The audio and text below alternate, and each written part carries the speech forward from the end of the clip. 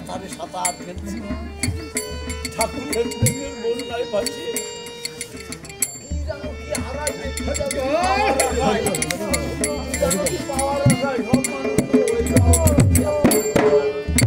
এই রোদ্দুরি গরমে বসে আছে কি পাওয়ার আশায়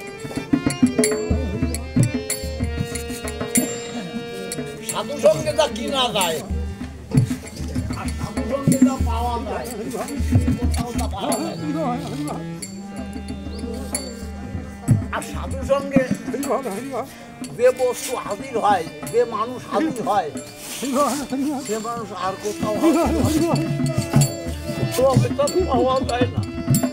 তাই আমার রবি ঠাকুর আসিয়ে আধ্যাত্মিক ভাবে কিভাবে তারে পাওয়া যাবে সেই ফর্মুলা দেখালো। আর রবি ঠাকুর আসি একটা মানুষকে এই জগৎকে কিভাবে সুপরিবেশে যেমন একটা বিল্ডিং করতে গেলে তার ভিত মজবুত করতে হয়। আমার গুরু ঠাকুর আসি জাতির ভিত মজবুত করে গেল।